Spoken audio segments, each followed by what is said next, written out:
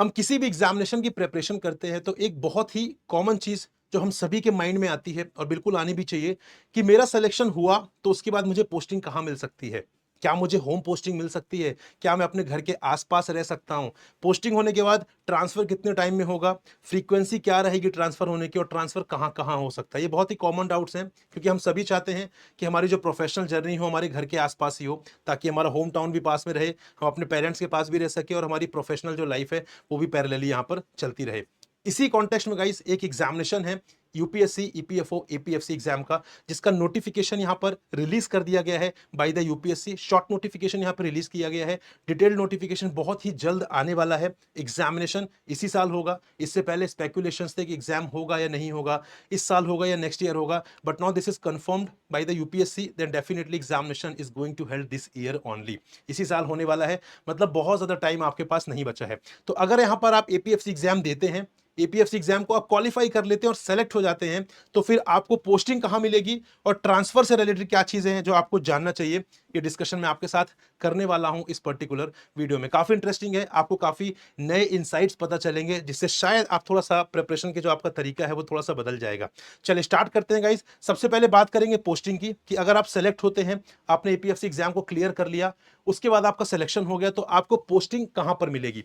देखिए यहां पर पोस्टिंग मिलने के लिए तीन फैक्टर्स बहुत इंपॉर्टेंट हैं। ठीक है, वो तीन फैक्टर्स कौन से हैं? पहला फैक्टर है यहां पे आपकी रैंक कितनी है। ठीक है, आपकी रैंक कौन सी है, क्योंकि मान लीजिए यहां पर 100 वैकेंसीज के लिए यहाँ पर रिक्रूटमेंट हो रहा है। ठीक है, मान लीजिए 100 वैकेंसीज है, तो 100 वैकेंसीज में आपका जो 100 कैंडिडेट सेलेक्ट हुए उसमें आपकी रैंक कितनी है, सबसे पहला फैक्टर जो मैटर करता है। Second is the preference. ठीक है, जब आप सेलेक्ट होते हैं तो उसके बाद क्या होता है, आपको प्रेफरेंस देना पड़ता है कि आप कहां कहां पोस्टिंग चाहते हैं। तो पूरे इंडिया में 128 ऐसे ऑफिसेस हैं पीएफआर सॉरी ईपीएफओ के, जहां पर बेसिकली आप यहां पे पोस्टेड हो सकते हैं। तो उन सब का एक सीक्वेंस आपको देना पड़ता है, 1 to 128। आप अपने हिसाब से सीक्वेंस दे सकते हैं। तो वो प्रेफरेंस आप कहां पर देना चाहते हैं, वो सेकंड फैक्टर है जो यहां पे इंपॉर्टेंट है आपके लिए। And third factor is the vacancies, की वहां पर उन ऑफिसेज में वैकेंसीज कितनी है असिस्टेंट प्रोविडेंट फंड कमिश्नर के लिए। इन तीन फैक्टर्स को ध्यान में रखकर ये चीज देखी जाती है कि आपको पोस्टिंग कहां मिलेगी। राइट जैसे अब मैं आपको यहां पर बताऊं कि मान लीजिए आपने एग्जाम को क्रैक किया और आपने एग्जाम को यहां पर, आपकी रैंक जो है बेसिकली यहां पर रैंक 1 है। ठीक है, आपकी यहां पर मान लीजिए रैंक 1 है। ठीक है जी, रैंक 1 है। तो अब इस रैंक 1 में आप जब आप सेलेक्ट हुए, आपका पहला रैंक है, यहाँ पे फर्स्ट रैंक है, उसके बाद आप प्रेफरेंस देंगे ऑब्वियसली कि आपको यहाँ पे पोस्टिंग कहां पर चाहिए। Again I told you around 128 offices हैं ईपीएफओ के, जहां पर आपको उन्हीं सीक्वेंस में, आपको किसी भी सीक्वेंस में, जिस सीक्वेंस में आप चाहते हैं उसमें आपको पूरे 1 to 128 पूरे सीक्वेंशियली आपको यहाँ पर ऑफिस मेंशन करने पड़ेंगे कि आप कहां पर पोस्टिंग चाहते हैं। तो हो सकता है आप कहीं भी दे सकते हैं। मान लीजिए आप यहाँ पर, आपने मध्य प्रदेश में दे दिया कहीं पर, ठीक है, आपने दे दिया जबलपुर, ठीक है, आपने दे दिया मान लीजिए इंदौर, राइट, या आपने कहीं और दे दिया आसपास छत्तीसगढ़ में, मान लीजिए आपने रायपुर दे दिया, राइट। तो अब यहां पर क्योंकि आपकी रैंक 1 है, तो सबसे पहले आपका कैंडिडेचर यहां पर जो है बेसिकली कंसीडर किया जाएगा for the purpose of posting. तो यहां पर आपकी रैंक 1 है, तो आप जो भी यहां पर बेसिकली प्रेफरेंस देंगे, जो भी आप यहां पे प्रेफरेंस आपने मेंशन किया है, बहुत ज्यादा चांसेस है, I can say full chances यही हैं कि आपकी जो आपको आपकी फर्स्ट रैंक के हिसाब से आपको यहां पे पोस्टिंग मिल जाएगी। जिस भी लोकेशन के लिए आपने, जिस भी ऑफिस के लिए आपने फर्स्ट प्रेफरेंस दी है, बहुत ज्यादा चांसेस है कि आपको वो वाले जो ऑफिस है वो आपको डेफिनेटली वहां पर मिल जाएगा। ठीक है, then again third important factor is basically यहां पर वैकेंसीज। यहां पे वैकेंसीज का भी बहुत इंपॉर्टेंट रोल है कि मान लीजिए यहां पर वैकेंसी, अगर मान लीजिए एक ही वैकेंसी है, ठीक है, मान लीजिए एक ही वैकेंसी है यहां पर, तो ठीक है, अगर आप रैंक 1 है, आपने ये वैकेंसी ले ली, हो सकता है जो रैंक 2 हो, ठीक है, जो यहां पर रैंक 2 है उसकी भी पहली जो यू कैन से प्रेफरेंस है वो जबलपुरी है। ठीक है, जबलपुरी मध्य प्रदेश पहली प्रेफरेंस है। सेकंड उसने दिया है यहां पर यू कैन से इंदौर, ठीक है, और थर्ड उसने भी दिया यहां पर Raipur. I am just taking hypothetical situation ताकि आपको यहां पर चीजें समझ में आए। ठीक है जी, तो यहां पर रैंक 1 है, रैंक 2 है। अब यहां पर रैंक 2 अगर ये सोच रहा है कि मेरी तो रैंक 2 है, मैं जो भी प्रेफरेंस दूंगा वो चीज यहां पर हो जाएगी, राइट। अब मान लीजिए जबलपुर में एक ही पोजीशन है, एक ही वैकेंसी है, ठीक है, एपीएफसी की, और वो रैंक 1 ने ऑलरेडी यहां पर प्रेफरेंस नंबर 1 डाल दिया था, और रैंक 2 ने भी प्रेफरेंस नंबर 1 जबलपुर को दिया है। बट यहां पे अब उसको यहां पर जबलपुर नहीं मिल पाएगा, क्योंकि जबलपुर वाली जो पोजीशन है वो ऑलरेडी रैंक 1 को मिल चुकी है, वहां पर एक ही वैकेंसी थी। मतलब अब उसको यहां पे जो सेकंड प्रेफरेंस है उसका इंदौर, वो यहां पर उसको यहां पर क्या होगा, बेसिकली उस पोस्टिंग यहां पर मिलेगी।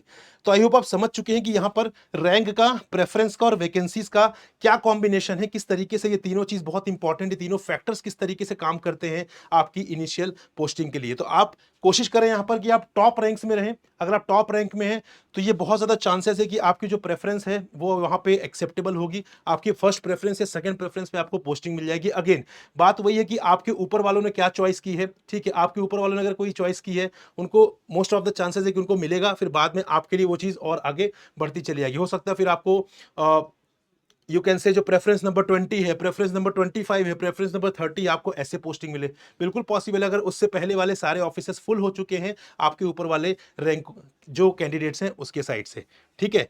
एंड नंबर ऑफ वैकेंसीज तो ऑलवेज इंपॉर्टेंट। अगर मान लीजिए यहाँ पर 2 वैकेंसीज है, ठीक है, मान लीजिए जबलपुर में 2 वैकेंसीज है, तो in that case what would happen कि यहाँ पे रैंक 1 को भी मिल जाएगा और रैंक 2 को भी यहाँ पर मिल जाएगा। क्यों? क्योंकि 2 वैकेंसीज थी, रैंक 1 और रैंक 2 दोनों ने अपनी फर्स्ट प्रेफरेंस यहाँ पे जबलपुर को रखा हुआ है, तो यहाँ पे दोनों को जो है बेसिकली क्या हो जाएगा, यहाँ पे जबलपुर की पोस्टिंग प्रोवाइड कर दी जाएगी। Got it. तो इस तरीके से ये पोस्टिंग वाला जो मैकेनिज्म है ईपीएफओ एपीएफसी के लिए वो काम करता है। तो आपको क्या करना है, आपको यहाँ पे ज्यादा मेहनत करनी ताकि आपकी जो रैंक है वो टॉप रैंक में आप रह सकें। अब जितना ज्यादा ऊपर रहेंगे रैंक में उतना जल्दी प्रेफरेंस वाला जो ऑफिस है वो आपको यहाँ पर पोस्टिंग में मिलेगा, ठीक है जी। चलिए, this is about the posting.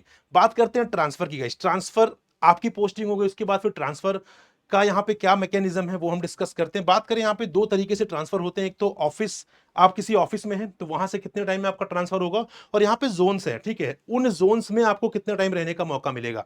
तो बात करें ऑफिस की, तो किसी भी ऑफिस में जब आप सपोज इनिशियल पोस्टिंग आपकी हो रही है तो उस ऑफिस में आपको जनरली यहाँ पे क्या होता है, जनरली यहाँ पे 3 इयर्स की पोस्टिंग होती है। 3 इयर्स के बाद आपका फर्दर यहाँ पे ट्रांसफर हो जाता है दूसरे ऑफिस में, राइट। तो ये एक जनरल रूल है, इससे पहले भी हो सकता है, आई एम नॉट सेइंग कि इससे पहले पॉसिबल नहीं है, इससे पहले भी हो सकता है और थोड़ा बहुत पीरियड एक्सटेंड भी हो सकता है, but I am talking about the general rule. General rule यही है कि यहाँ पर जो आपका ऑफिस है, ठीक है, जिस ऑफिस में आपकी पोस्टिंग है वहां पर आप जनरली 3 इयर्स काम करेंगे, उसके बाद आपका जो है ट्रांसफर कर दिया जाएगा। और पर्टिकुलर जोन्स होते हैं, उन जोन्स में मल्टीपल ऑफिसेस होते हैं। तो जोन में, एक पर्टिकुलर जोन में आप यहाँ पर 9 इयर्स रहते हैं, उसके बाद आपका जोन चेंज हो जाता है। हो सकता है एक जोन के अंदर 3 ऑफिसेस हों, ठीक है, तो 3 ऑफिसेस में ऑफिस नंबर 1 में आपने 3 इयर्स स्पेंड कर लिया, देन आपको ऑफिस नंबर 2 में यहाँ पे भेजा जाएगा, देन आपको ऑफिस नंबर 3 में भेजा जाएगा। जैसे ही आपके 9 इयर्स कंप्लीट होंगे आपका जोन यहाँ पे चेंज कर दिया जाएगा।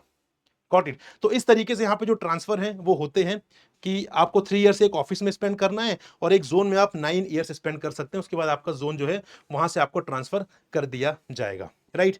अगेन एक बहुत इंपॉर्टेंट थिंग कि क्या मेरी होम पोस्टिंग हो सकती है, गाइस। अगेन मुश्किल है, काफी डिफिकल्ट है, बट हाँ अगर आप यहाँ पे रैंक आपकी बहुत अच्छी है तो पॉसिबल है, अगर आपका प्रेफरेंस वहां पे कंसीडर किया जाता है तो जनरली होम पोस्टिंग आपको मिलना मुश्किल होता है। But again everything is depending on the rank, preference and the vacancies that I told you initially. Got it. तो ये गाइस इंफॉर्मेशन है with respect to the postings and transfers of APFCs, that is assistant provident fund commissioner. तो अगर आप APFC का exam दे रहे हैं तो ये फैक्टर्स डेफिनेटली काम करेंगे, आपको सपोर्ट भी करेंगे और आपको एक कहीं ना कहीं और मेहनत करने के लिए आपको पुश करेंगे, क्योंकि आपको पता है कि रैंक जितना ऊपर रहेगी उतना ईजी आपके लिए रहेगा इन सारी चीज़ों को मैनेज कर पाना, कि आप पोस्टिंग अपने घर के आसपास ही ले पाएं, वो चीज़ें आपके लिए थोड़ा सा ईजी हो जाएंगी। तो गाइज यहाँ पे इन पोस्टिंग्स के लिए, इन ट्रांसफर्स के लिए आपको सेलेक्ट होना बहुत जरूरी है, उसके लिए मेहनत करना बहुत जरूरी है। एंड क्योंकि शॉर्ट नोटिफिकेशन आ चुका है, डिटेल नोटिफिकेशन बहुत जल्द यहाँ पर रिलीज किया जाएगा। तो गाइज यहाँ पर हमने कोर्स भी लॉन्च कर दिया आपके लिए, कॉम्प्रिहेंसिव कोर्स है यूपीएससी ईपीएफओ 2025। कॉम्प्रिहेंसिव कोर्स है, बिल्कुल बेसिक से स्टार्ट करके एडवांस लेवल तक हम लेकर जाने वाले हैं। जो लोग कॉमर्स बैकग्राउंड से नहीं है, ठीक है, जो लोग यहाँ पर जिन्होंने कभी लॉज नहीं पढ़े, guys do not worry at all, आपको कोई भी बैकग्राउंड की जरूरत नहीं है। As a part of this course हम यहाँ पे बिल्कुल 0 से 100 तक लेकर जाने वाले। बिल्कुल पहले आपके फाउंडेशन पर काम करेंगे, आपका बेसिक्स क्लियर करेंगे, उसके बाद एग्जाम की रिक्वायरमेंट को मीट करते हुए सारी चीजें कॉम्प्रिहेंसिवली यहां पर कवर की जाएंगी बहुत ही डिटेल में, राइट। तो डेफिनेटली कोर्स आपके लिए बहुत एडवांटेजियस है, इसका पार्ट बनिए। मल्टीपल फैकल्टीज है यहाँ पर जो आपके अलग अलग कंपोनेंट को कैटर कर रही हैं, सारी एक्सपीरियंस्ड फैकल्टीज हैं अपने अपने डोमेन में। तो यहाँ पर डेफिनेटली आपको एक बहुत अच्छा जो है तो गाइडेंस मिलने वाला है। इस कोर्स का link you will get in the description, description में आपको ये लिंक मिल जाएगा कोर्स का, आप वहां पर जाइए, सारी चीजें एनालाइज करिए, उसके बाद you can enrol for the course guys. और कोर्स को एनरोल करने के लिए you can use the coupon code Prakash, ये मेरा नाम है और ये कूपन कोड की तरह काम करेगा और ये इसके थ्रू आपको मैक्सिमम डिस्काउंट जो है वो मिलेगा। मैक्सिमम डिस्काउंट डिस्काउंट आपको मिल सकता है इस कूपन कोड के थ्रू। सो गाइज यहाँ पे डिस्काउंट ज्यादा लीजिए, क्वालिटी कोर्स यहाँ पे आप एनरोल करिए और अपनी प्रिपरेशन को बिल्कुल सही डायरेक्शन दीजिए। As a part of this course मैं यहाँ पे आपका आईआर एंड लेबर लॉ जो कि कोर कंपोनेंट है आपका ईपीएफओ एग्जाम का, industrial relations and labour laws वो कवर करूंगा। साथ में मैं यहाँ पे social security again EPFO specific component है वो मैं कवर करूंगा, और साथ ही साथ में इकोनॉमी वाला जो कंपोनेंट है वो भी मैं आपका यहाँ पर कवर करूंगा। So all these components I will be covering with respect to this particular examination, जिनका वेटेज अपने आप में बहुत ज्यादा है। तो बहुत अच्छे तरीके से हम बिल्कुल बेसिक से स्टार्ट करके एडवांस लेवल तक जाएंगे, सारी चीजें बहुत डिटेल में यहाँ पर हम कवर करेंगे।